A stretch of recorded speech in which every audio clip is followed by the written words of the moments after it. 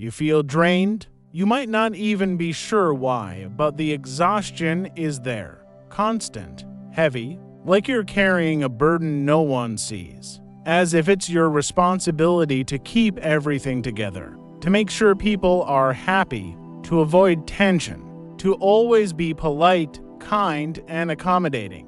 You were taught early that being a good person is the right path. That goodness is rewarded. That kindness returns to you. That being honest, respectful, and fair will earn the world's approval. But what if I told you that this belief is a lie? A soothing illusion meant to keep you compliant, predictable, and easy to control. How many times have you kept your mouth shut just to avoid an argument? How often have you pushed your own needs aside to prevent letting others down?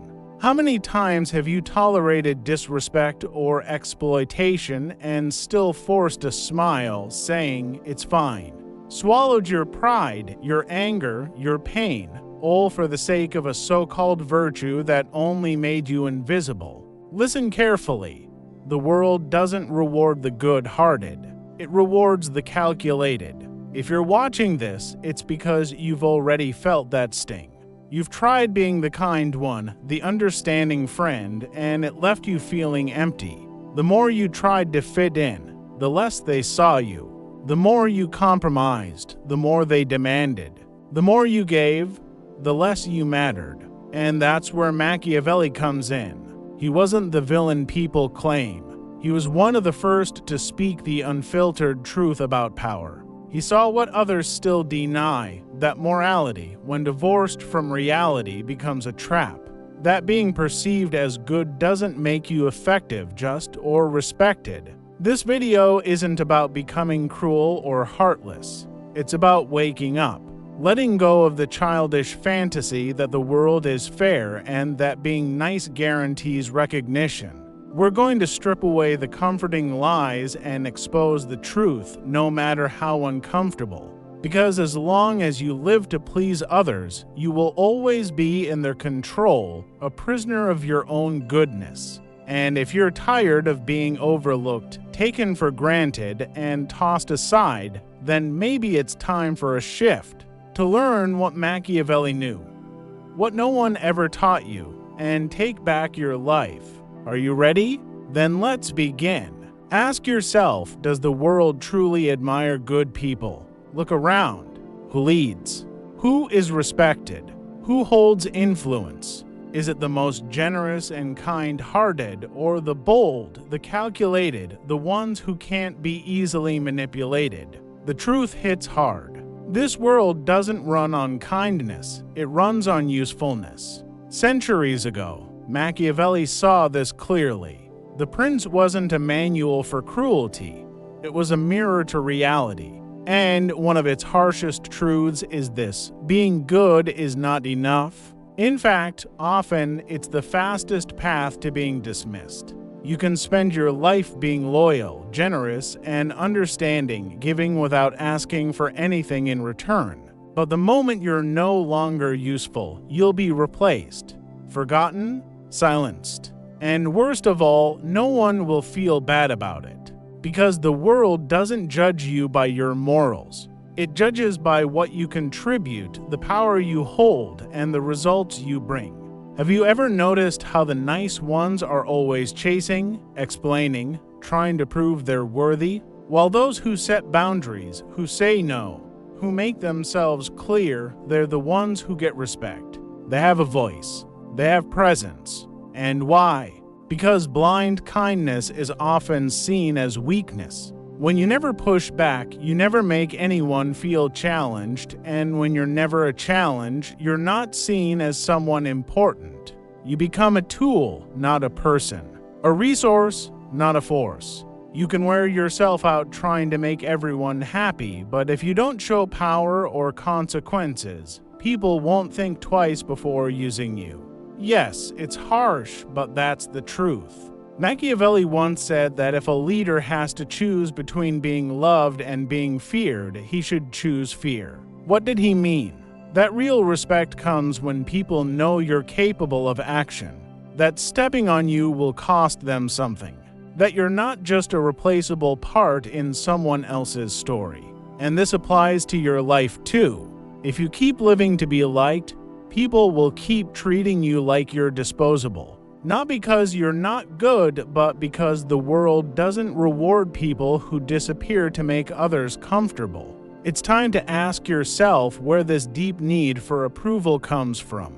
Because behind your constant kindness, there's something deeper, something that might have been holding you back for years. That's what we're about to explore. In the next part, we'll go into the psychological roots of people-pleasing and why being nice is often just fear in disguise. If this is speaking to you, hit that subscribe button and join the channel. Thank you for being here. You weren't born with the urge to please everyone. It was taught to you.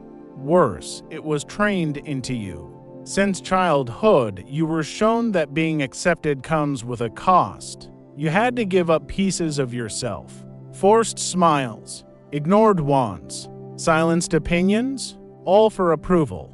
From don't do that, it's not nice to be polite to don't talk back. Slowly, you shaped yourself into what others wanted. But no one told you that always pleasing others is a trap. An emotional cage made of fake praise and punishments masked as guidance. You learned that if you made people happy, you'd be loved. But if you showed anger, spoke up, or acted for yourself, you'd be pushed away. So you did what anyone would to survive. You adjusted. But that survival tactic turned into self-betrayal. Now, you don't know how to say no without guilt. You feel responsible for everyone else's feelings, even when it drains you. You get upset but say nothing. You feel hurt but forgive too quickly. You wear yourself out trying to be what others expect, not because that's who you really are, but because you were taught it was the only safe way to live. But here's the truth. This isn't kindness. It's fear. Fear of being disliked. Fear of losing love. Fear of being judged. Fear of showing your real self, with needs, with anger, with limits, with a voice. And this fear has made you betray yourself. You hide behind behaviors that look kind, but deep down, they're breaking you. The worst part, you don't even realize it. You call it empathy, but it's fear of conflict. You call it being understanding, but it's fear of being left behind. You think you're being kind, but deep down it's just fear. Fear of not being good enough.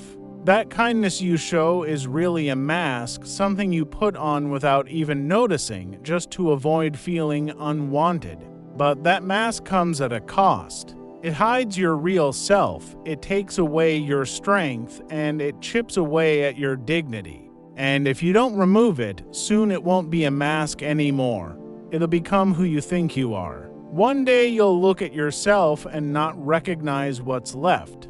But there's a way back. And to find that path, we need to learn from someone who mastered how people see you, how they judge you, and how to use that to your advantage. Machiavelli. In the next part, we'll get straight to the heart of it, what the prince can teach us about breaking free from this need to be liked and starting to earn real respect for who we are. If you're trying to live your life as a good person, hoping that people will admire your morals and honesty, it's time to stop. Over 500 years ago, Machiavelli gave a warning. This path looks noble, but it's dangerous. In the real world, it's not the good ones who win, it's the ones who know how to win. And to win in life, you need more than kindness, you need a plan. You need to understand that most people don't respond to your good intentions. They respond to what benefits them, to fear, influence, and strength. In The Prince, Machiavelli wrote, "Everyone sees what you appear to be, but few really know who you are." That sentence hits hard. It shows the truth that being genuine and kind isn't always enough to earn people's respect. People don't see your heart, they see what you project. You might be the fairest person out there, but if you look weak, you'll be treated like you are. You could have a heart full of love, but without strength, you'll be overlooked. And that's why the prince, and in this case, you must wake up. If you want control over your own life, you can't afford to be naive. You need to show your goodness when it helps you and show your strength when it's needed. Machiavelli said a leader must know how to act like both a fox and a lion. The fox sees the traps, the lion scares away the wolves. This isn't just a nice image, it's reality. The fox is clever, careful, quiet. The lion is bold, strong, and demands attention. Machiavelli never said to be only one. He said be both. Be smart enough to see who's using you and strong enough to make sure they don't try again. Want to be respected? Then learn this. The kind of virtue Machiavelli talks about isn't what moral teachers preach. It's a mix of bravery, clear thinking, boldness, and control. It means staying calm when things get tough. It means knowing that sometimes looking harsh is the only way to protect peace. Not because you enjoy it, but because you're wise. Here's another quote from him. A man who always acts like a good man will be destroyed by the many who aren't. And deep down, you've lived this. You've tried to do the right thing in every situation. And what did it bring you? Pain, silence, injustice. The world doesn't play fair, and if you act like it does, you'll always be left behind. That doesn't mean you throw away your values. It means stop letting them be used to control you.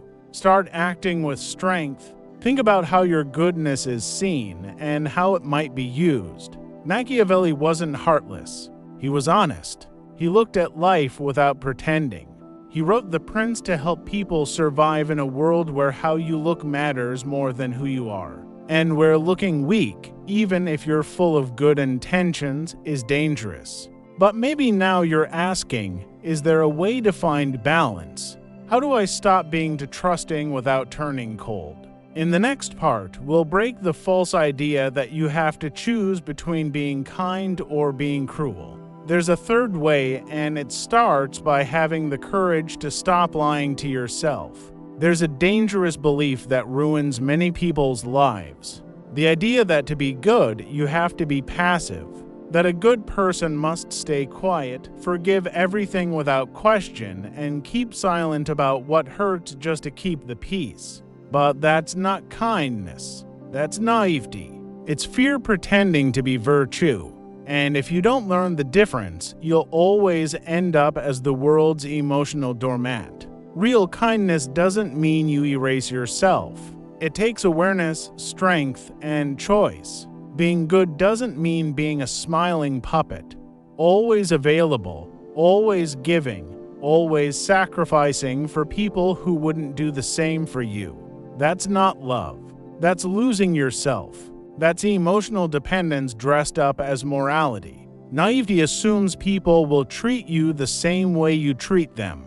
It assumes life is fair and that your honesty will be rewarded. It expects appreciation, fairness, and respect. And it ends up constantly let down. It lives with heartbreak because it sees goodness in others that isn't really there. True kindness is different. It's strong.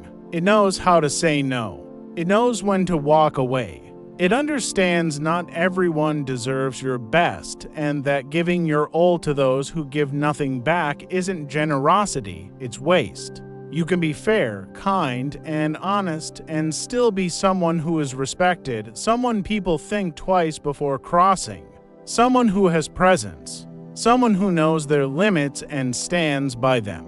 Machiavelli, even though he may seem harsh today, didn't hate goodness. He hated blindness. He knew that in a world full of predators, kindness without strength is just an easy target. So ask yourself this, is your kindness protecting you or exposing you? Is it making you stronger or tearing you down? Because if your version of being good means putting up with unfairness, settling for less, and blaming yourself for feeling upset, then you're not being good. You're being controlled. There's a better way. A place where you stay true to yourself without bowing down to anyone. A place where you act with strength, clarity, and emotional wisdom. That's what we'll explore in the next part. How to stop being overly nice without turning into someone heartless. How to finally take your life back without losing who you are. If you want to rebuild your self-worth, this is the first step. A lot of people, once they realize how much they've been stepped on, go to the opposite extreme. They think the only way to protect themselves is to become cold, distant, and tough. That's what's called the rebound effect. After years of being used, they think the only solution is to harden completely. But that's just another trap.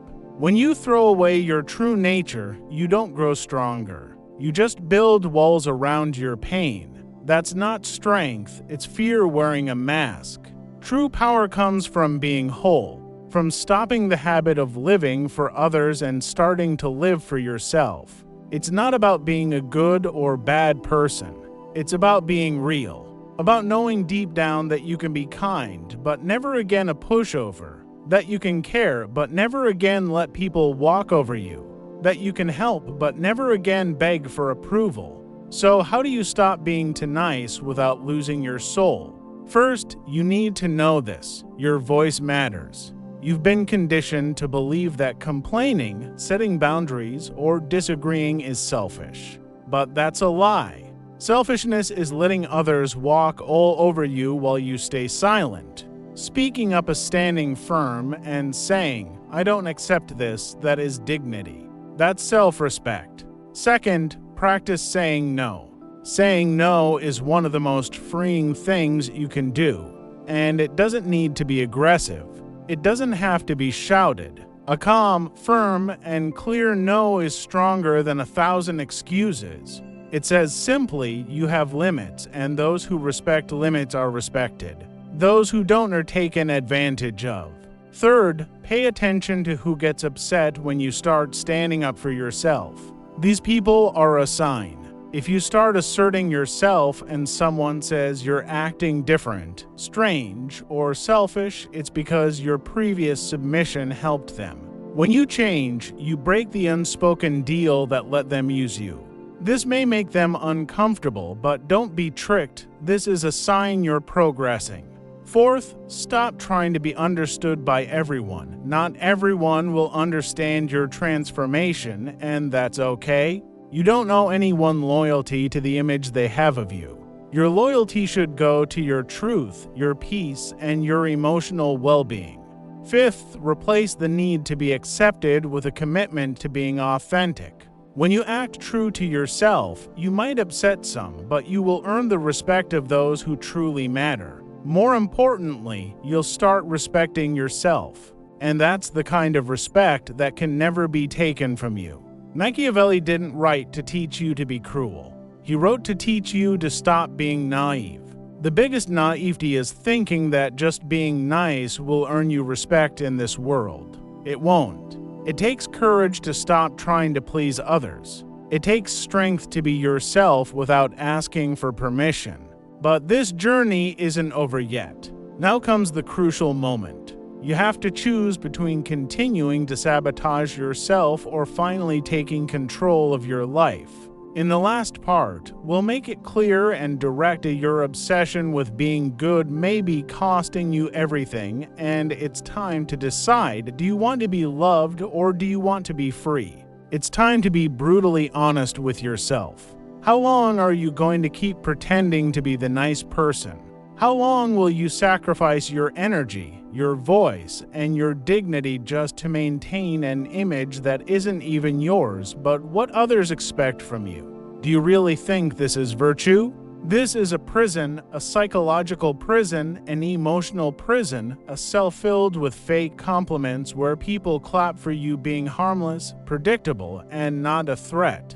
But here's something that no one has probably had the courage to tell you before. No one is going to free you from this. No one is going to come thank you for all your sacrifices, give you the respect you deserve, and say, now you can rest. That won't happen.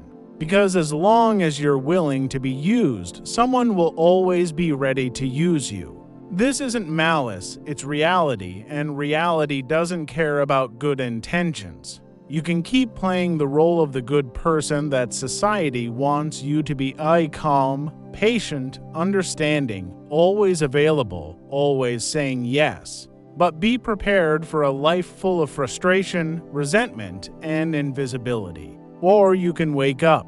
You can choose right now that your kindness will no longer be a chain around your neck, that you will act with purpose, presence, and firmness, that you'll choose when to be generous and to whom, that you won't give what you don't receive, that you won't live for others' approval like a dog begging for affection. The truth is simple. The world respects those who respect themselves, and you will only be free when you stop asking for permission to exist. So I ask you, when was the last time you said no without feeling guilty? When was the last time you put yourself first? When was the last time you did something for yourself without worrying about how others would react? Tell me in the comments. I want to hear about the moment you realized that being nice was destroying you. This conversation needs to keep going because many people are living in the same prison, and you could be the spark that wakes them up. If this video made you reconsider your life, your actions, and how you see yourself, then you need to watch the next one. Trust me, it's important.